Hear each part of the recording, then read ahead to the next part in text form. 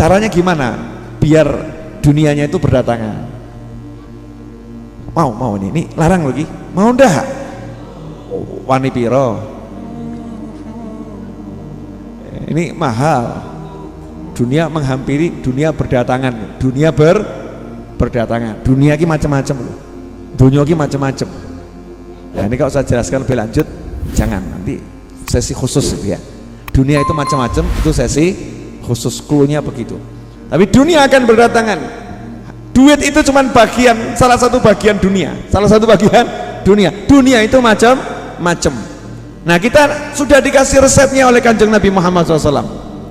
Sepele, mudah, simple, gak ruwet. Resep sugih, asli sugih bener ini.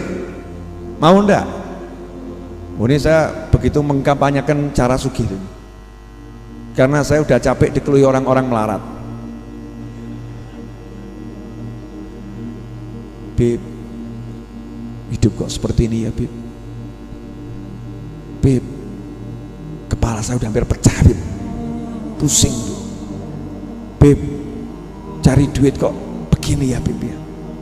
Beb, gimana ya Beb ya, biar cukup semuanya gimana ya Beb, Ustadz, Pak, macam-macam. Sebutan saya itu macam-macam.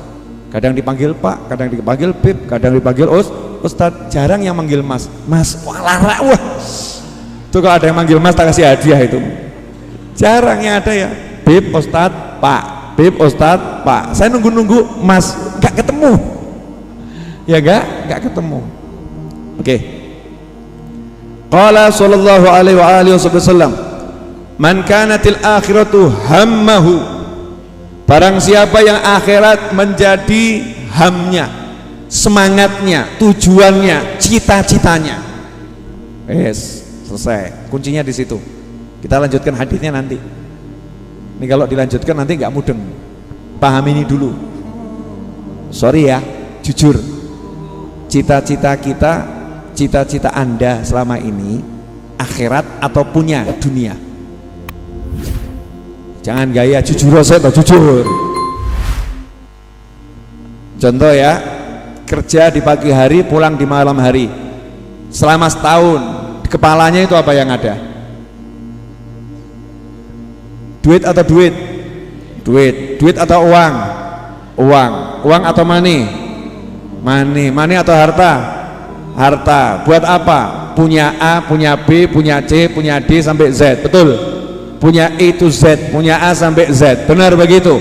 Berarti yang menjadi semangatnya keluar ke pasar adalah A sampai Z. Yang menjadi semangatnya pergi ke toko adalah A sampai Z. Yang jadi semangatnya ya untuk dia pergi ke mana lagi lah, ke hutan adalah A sampai Z. Yang jadi semangatnya dia pergi ke luar negeri adalah A sampai Z. Biar bisa beli ini, biar bisa beli itu, biar hidup layak, bla bla bla bla bla bla. Semua itu semangatnya adalah dunia. Semangatnya adalah kehidupan yang nyaman. Semangatnya adalah kehidupan yang enak. Keluar pagi yang dipikir adalah dunia. Pulang dari kerja yang dipikir adalah dunia. Saat kerja yang dipikir adalah dunia. Orang yang seperti ini tidak akan pernah sugih.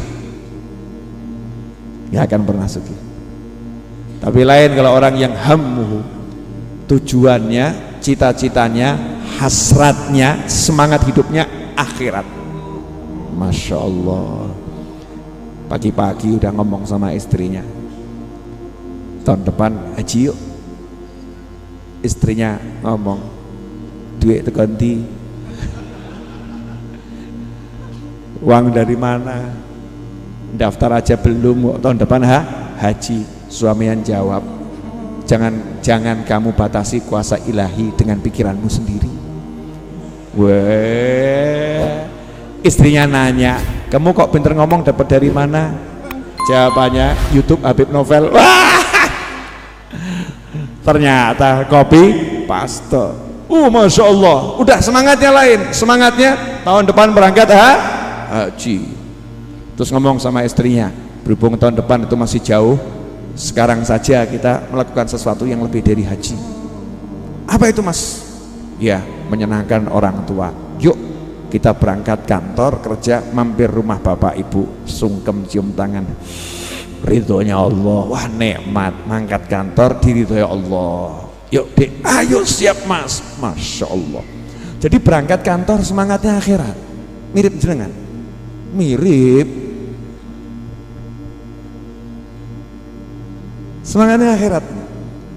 Ya, kemudian ke kantor, pikirannya gimana caranya ya, teman saya satu kantor tuh yang belum sholat di pojok sana, itu teman satu kantor kok belum sholat, ya Allah kesiang itu ya, yang duduk di pojok sana umur udah 50 tahun kok belum sholat, ya Allah gimana caranya. Jadi dia di rumah tuh mikir kantor, bukan mikir kerjaan yang dipikir, tapi mikir konconnya yang ngurung sholat. Masya Allah. Sampai di kantor dia kerja yang dipikir, ya Allah ini amanah darimu ya Allah, ini amanat darimu, ini setiap detik ini ibadah nih, Masya Allah akan saya nikmati ibadah, saya lagi ibadah, pikirannya akhirat semua, pikirannya akhirat semua. Lah yang model begini nih yang akan sugihnya gampang. Lah kita yang model bagaimana? Nah, jujur pada diri sendiri. Kalau jujur nanti bisa memperbaiki diri, tapi kalau nggak jujur nggak bisa memperbaiki diri. Kemana semangatnya? Jadi orang yang semangatnya akhirat itu kelihatan dari responnya ketika melihat sesuatu. Ya, melihat sesuatu. Contoh, ingat seorang ulama yang 3 orang ulama duduk, terus ada orang jualan permen tuh, sa'tar bir. Yang satu Allah, yang satu Allah, semua zikir gitu. Tanya tuh sama orang, kamu tadi ada orang jual permen kok begitu mengagungkan Allah gitu, jualan permen.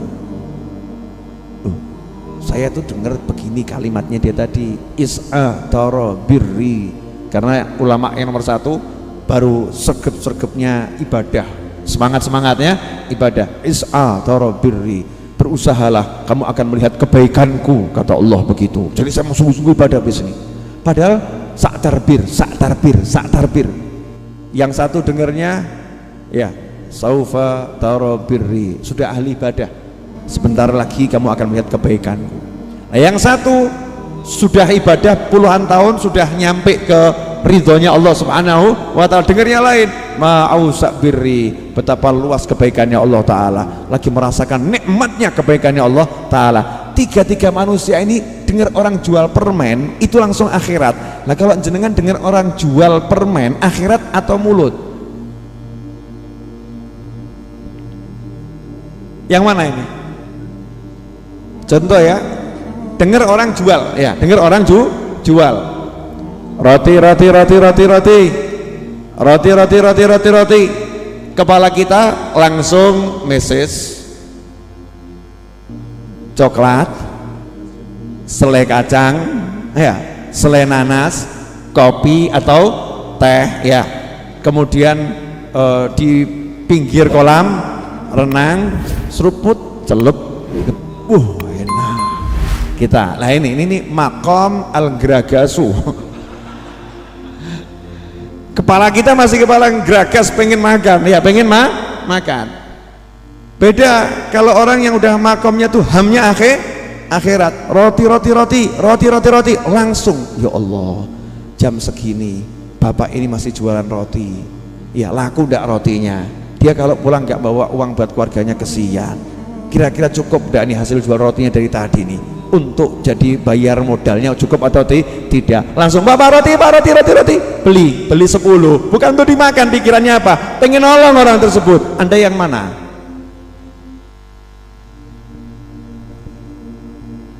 Bedanya jauh atau tipis? Jauh atau tipis? Jauh. Nah orang yang kedua itu nanti yang digambarkan Nabi Muhammad SAW uripe pena. Lah yang pertama yang ngono ruwet, hidupnya ruwet. Kenapa? Man kanat til akhiratu hammahu, barang siapa yang akhirat menjadi semangatnya, tujuannya, pola pikirnya itu akhirat, ja'alallahu ghinahu fi qalbih, maka Allah menjadikan kekayaan itu terletak dalam hatinya. Sugih hati ini, ya sugih hatinya selalu merasa puas, merasa cukup, tidak pernah merasa kurang. Perkara dia nambah Allah yang kasih, Allah yang kasih, tapi dia merasa cukup. Kayak ipit cukup, kayak mobil cukup, kayak pesawat cukup, nggak ada bedanya. Sehingga kalau pesawatnya hilang ganti mobil lagi, nggak pernah hatinya berubah. Mobilnya hilang ganti motor lagi, nggak pernah hatinya berubah. Motornya hilang ganti jalan kaki, hatinya tetap sama. Nikmat. Beda dengan orang yang hatinya belum kaya, punya mobil dari motor ganti mobil, mobilnya hilang balik motor, stres. Paham bedanya? Nah itu berarti belum suki. Allah jadikan kekayaan dalam hatinya, wajamalahu syamlahu, dan Allah jadikan keluarganya itu bisa terkumpul, urusannya bisa beres. Mangan orang mangan yang penting kumpul tadi lo ya. Syamil itu bisa keluarga, bisa urusan. Jadi urusannya keluarganya semua Allah dikumpulkan. Ini kekayaan yang luar biasa. Dan yang terakhir poinnya buat orang yang semangat di akhirat, wa atathu dunya wa hiya raghimah. Dunia mendatanginya dalam keadaan menghinakan diri, dalam keadaan tunduk. Dunianya ngemis, tolong aku tomponen. Terima cintaku, kata dunia begitu. Ambil aku. Drosor itu marani dia dunianya itu. Dianya nyantai saja ya, kalau pengen ya diambil, nggak pengen nggak diambil. Sudahkah kita seperti itu? Nah, kenapa kita belum seperti yang ini? Jawabannya adalah lanjutan sabda Nabi Muhammad SAW, wa man kanatid dunya hammahu, barang siapa yang semangatnya, pikirannya, tujuannya, cita-citanya, hasratnya mikir dunia, ja'alallah, maka Allah menjadikan faqrahu baina ainaihi, matanya selalu melihat kefakiran, takut miskin, takut nggak punya, besok makan apa, nanti bagaimana, kuliah anak nanti bagaimana, bisa bayar atau tidak. Faqrahu baina ainaihi, selalu merasa nggak bisa mencukupi, selalu merasa nggak bisa mendapatkan. Faqrahu baina ainaihi. Beda orang yang sugih, insyaallah iso, yang satu apa ya iso, insyaallah bisa, yang satu apa bisa, apa mungkin. Faqrahu baina ainaihi, kefakirannya ada di depan matanya, delok fakir terus, delok miskin, itu belum cukup.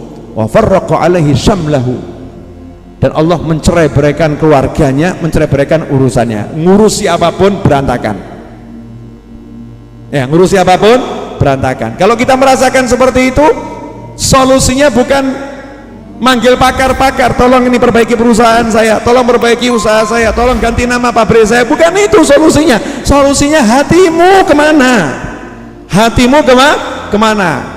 Dan yang mengerikan yang terakhir ini kalimat Nabi SAW, walam ya'tihi minad dunya illa ma qudiralah, walam ya'tihi minad dunya illa ma qudiralah, dan tidak datang dunia kepadanya kecuali sesuai takdirnya. Pagi keluar, mau subuh balik, ya itu mau sak menunggu, nggak mungkin lebih. Jadi resep sugih gampang atau susah? Apa? Hatinya ngapain? Merasa cukup dengan Allah Subhanahu wa ta'ala, merasa cukup dengan punya Allah. Dibuktikan bagaimana? Yang dikejar ridha Allah, yang dicari janji-janji Allah di akhirat, yang diidamkan perjumpaan dengan para nabi, para malaikat, para rasul, yang dipikir adalah akhirat. Ketemu apapun arahnya akhirat. Sugih kita. Jadi gampang atau susah? Gampang, nggak susah. Itu mudah. Cuman kita kurang latihan. Kita udah terlanjur latihan ngitung. Mau beli motor aja ngitung. Gaji sakmene, susu sakmene, beras sakmene, gak cukup. Betul ya? Lebih bukankah suruh ngitung? Iya suruh ngitung, tapi ini lain, ini udah keterlaluan ngitungnya ini. Takut ya, takutnya takutnya di depan. Jangan begitu. Jangan pernah merasa takut. Wong kita ini punya Allah. Kita punya Allah Subhanahu wa ta'ala. Dah, insyaallah ini cukup.